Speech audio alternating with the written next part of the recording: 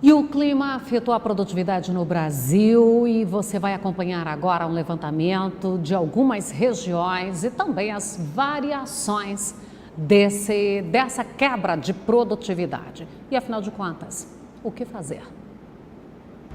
A irregularidade das chuvas, aliada às altas temperaturas nas principais áreas produtoras de soja do Brasil, atrapalharam o potencial produtivo da soja, que tinha uma expectativa de uma colheita recorde para a safra 2018-2019. De acordo com vários institutos de pesquisas, os apontamentos levam para quedas importantes. Uma pesquisa da Reuters envolvendo participantes do mercado, a perda deve chegar aos 3 milhões de toneladas.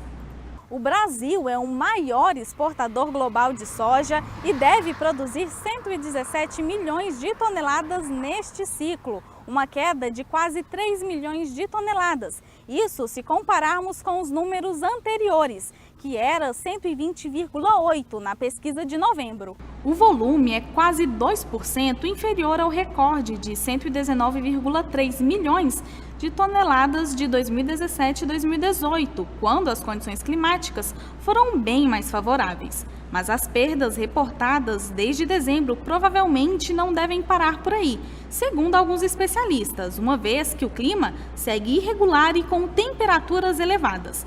Nas lavouras, os produtores estão se deparando com os resultados. Tá até indo bem, sabe? Só que em virtude da seca que deu, que esse ano, assim, pelo menos na região ali do Bom Jardim nossa, ela vai afetar aí uns 10, 15%, sabe? Vai prejudicar bastante esse ano. Mas assim, questão de rendimento, de talhão tá tendo até mais ou menos. Mas a produtividade que tá ficando um pouco aquém do que a gente esperava, sabe? Por causa que não pareceu que foi tão intensa, sabe?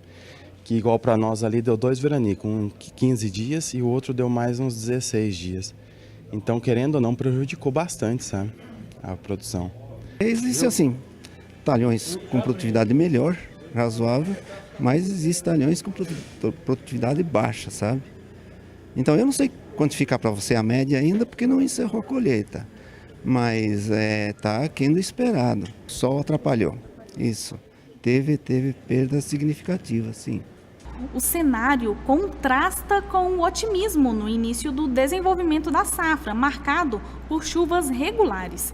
A expectativa era de uma produção muito superior à da temporada passada, até porque o plantio superou 36 milhões de hectares, 1 milhão acima do visto no ciclo anterior.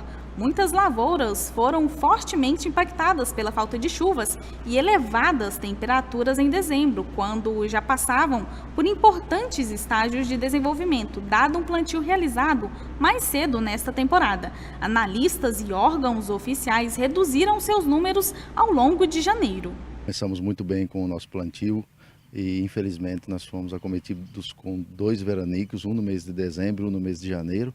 E esses 2 veranicos limitaram enormemente nosso potencial produtivo. A gente observa que as lavouras precoces tiveram perdas em torno de 10 até a 15% em algumas áreas e nesse momento estamos começando as colheitas das lavouras de ciclo médio e elas também apresentam perdas. Então é bastante preocupante porque no ano que ocorrem perdas, geralmente essas perdas são na margem de lucro do produtor. Nos últimos 2 meses, as regiões do Paraná e Mato Grosso do Sul receberam chuvas abaixo da média, assim como Mato Grosso, Goiás e partes do Mato Piba. As estimativas não são animadoras e a crise hídrica deve continuar, o que leva a Cerealpar a cortar em quase 5 milhões de toneladas a sua previsão para a safra de soja do Brasil, a 116 milhões de toneladas.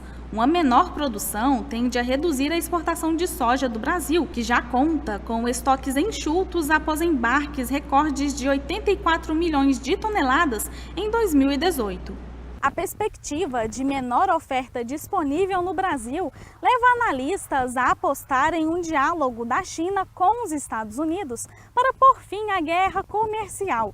Em meio à disputa, Pequim taxou a oleaginosa norte-americana e se voltou com força à commodity brasileira no ano passado. Maior consumidora mundial de soja, a China busca assegurar produto para o seu mercado interno. De acordo com o DERAL, a safra de soja 2018-2019 do Paraná, que já tem mais de 15% da área colhida, deve alcançar 16,8 milhões de toneladas, abaixo dos 19,12 milhões previstos em dezembro e 12% abaixo do registrado em 2017 e 2018. O corte aconteceu depois que as lavouras do estado foram afetadas pelo tempo quente e seco desde dezembro. 7% das lavouras estavam em condição ruim, 23% em média e 70% em boa. Os produtores reclamam da falta de comunicação entre as instituições e os dados tão divergentes. Atrapalha por causa que, assim, acaba afetando o mercado, né? Acaba interferindo muito no mercado, né? E aí eles não... Eles veem como um todo, sabe? A produção. Então, só que igual as regiões aqui que foram afetadas no montante geral, né? Então, acaba prejudicando, sim. Ela não tendo esse consenso entre elas para poder passar um dado mais concreto, tudo, né? Que influencia em preço e tudo mais, né? O levantamento feito pela Emater buscou captar os efeitos das chuvas excessivas que chegaram a mais de 600 milímetros em alguns municípios do Rio Grande do Sul em apenas uma semana, especialmente na campanha e fronteira oeste do estado. Foram levantados dados de 52 municípios, onde a intensidade das chuvas foi maior e as prefeituras e entidades apontaram prejuízos mais significativos. Destes, 16 decretaram situação de emergência. O cultivo mais atingido foi o arroz irrigado, com 50.300 hectares alagados por rios e com perdas estimadas em 461 mil toneladas. Totalizando 342 milhões de prejuízo estimado.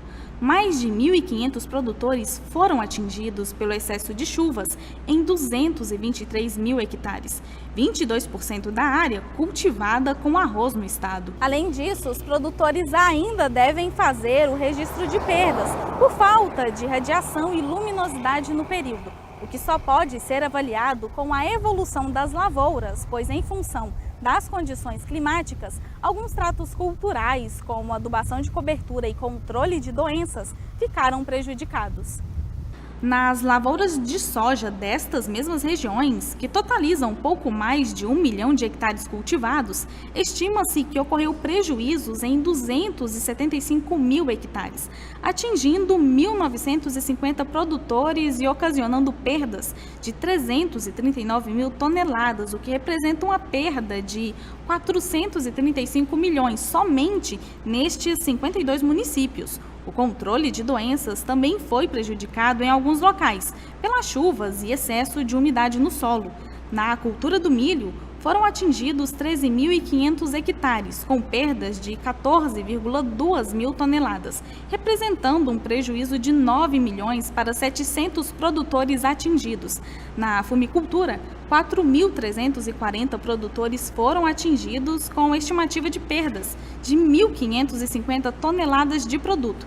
Além disso, outros 378 produtores tiveram prejuízos na produção de hortigranjeiros em diversos cultivos. Também é de salientar que mais de 25 mil quilômetros de estradas ficaram danificadas e 301 comunidades foram identificadas com dificuldade de escoamento da produção, onde 537 produtores de leite foram prejudicados pelo não recolhimento da produção durante alguns dias, estimada em 625 mil litros de leite não recolhidos nestas regiões.